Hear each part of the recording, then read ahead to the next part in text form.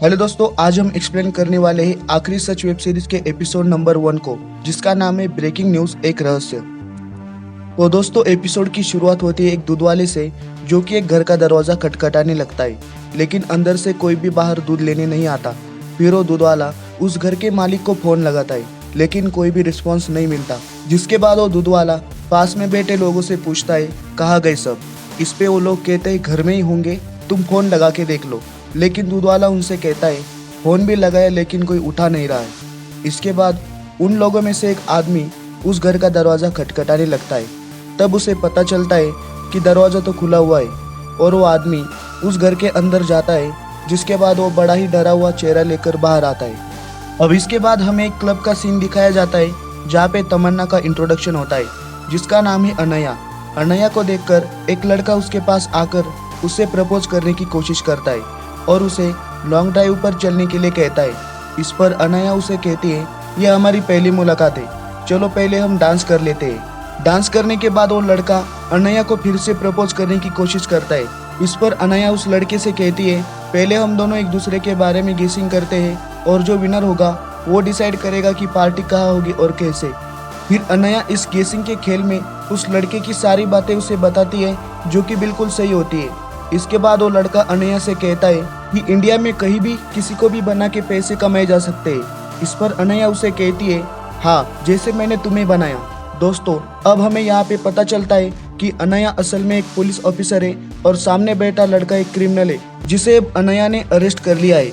इसके बाद अनया को उसके सीनियर का कॉल आता है और उसे एक क्राइम स्पॉट पे जाने के लिए कहता है। दोस्तों, ये वही क्राइम स्पॉट है जहाँ पे वो दूध वाला दूध बेचने आया था, और अनया उस क्राइम स्पॉट पे जाती है। लेकिन अनया के आने से पहले यहाँ पर मीडिया वालों ने भीड़ लगा दी थी, और जैसे ही अनया उस घर के अंदर जाती है, वहाँ पे एक नहीं दो नहीं बल्कि 11 लोग फांसी के फंदे पर दिखाई पड़ते हैं। जिसके बाद अनया के साथ का पुलिस ऑफिसर अनया को उस एरिया के पुलिस ऑफिसर से मिलवाता है, जिसपे वो ऑफिसर अनया से कहता है मैडम, पहले तो लगा कि ये घरेलू केस है, लेकिन यहाँ आके तो रोंगटे खड़े हो गए।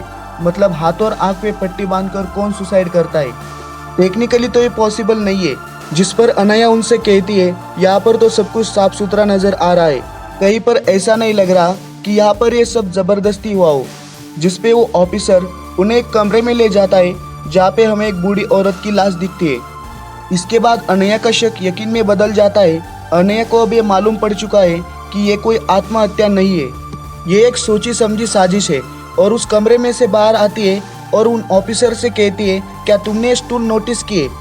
सब 1 से 2 फीट की दूरी पर है।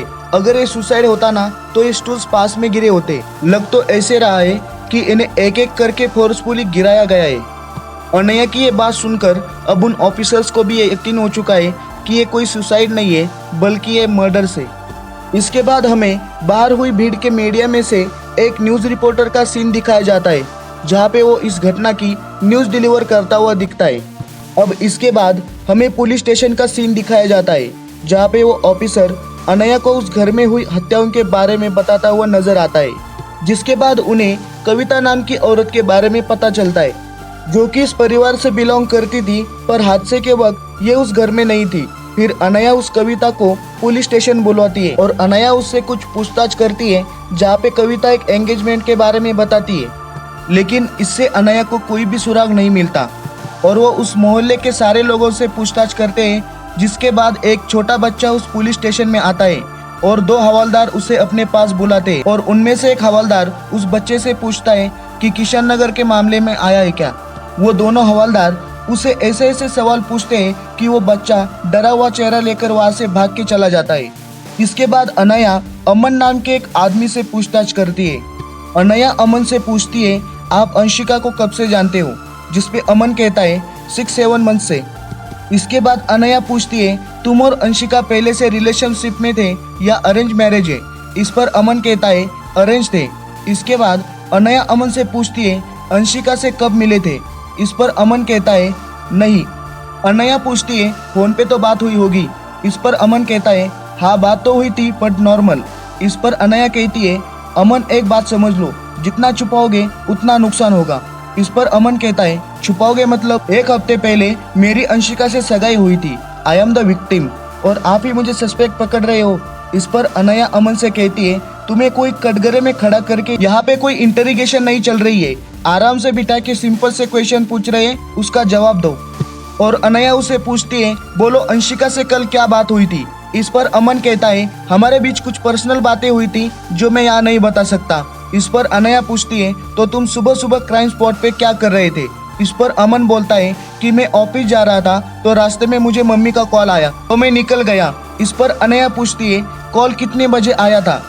इस पर अमन कहता है 9 बजे। अनया अमन की कई बातों को नोट कर लेती है और उसे पूछती है, अमन एक बार सोच के बताओ कि जब तुमने अंशिका से बात की तब तुम्हें ऐसा कुछ फील हुआ कि कुछ अजीब है।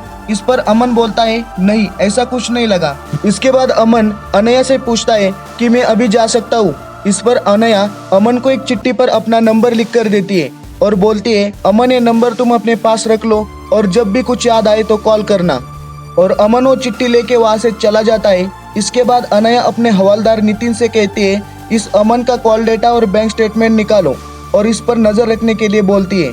अब इसके बाद रात में अमन ड्रग्स लेता है और उसे अंशिका से 10 दिन पहले की बातें याद आती है, जिसमें अंशिका अमन की इस ड्रग्स की आदत को लेकर उससे झगड़ा कर रही थी।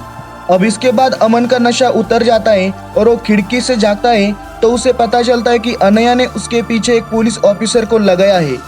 अब इसके बाद अनया अपने एक पुलिस ऑफिसर के साथ इस केस के बारे में डिस्कस करती हुई दिखती है और वो ऑफिसर अनया से कहता है, घर में कुछ भी मिसिंग नहीं है, ना कोई फोर्स एंट्री का साइन है। इस पर अनया बोलती है, ये फैमिली अपने आसपास के लोगों से काफी क्लोज थी, लेकिन एंगेजमेंट पार्टी में इसने किसी को भी बुलाया नहीं। फिर वो ऑफिसर कहता है, इतने सारे लोगों का मर्डर हो गया लेकिन कोई तो क्लीन मोटिव रखा होगा। इस पर अनया उसे कहती है, ऐसे केसेस में ज्यादातर एक ही मोटिव होता है, रिवेंज। इसी बीच एक हवलदार उस दूध वाले को लेकर आता है जो कि इनको कुछ इस केस के बारे में बताना चाहता है और वो दूध वाला कहता है, कुछ टाइम की पहले की बात है, हम दूध की डिलीवरी करके वापस आ रहे थे, हमने देखा 2 लोग थे जो आदेश भैया को चाकू दिखाकर डरा रहे थे। इस पर अनया उस दूध वाले से पूछती है, क्या तुम्हें उन दोनों की शक्लें याद है।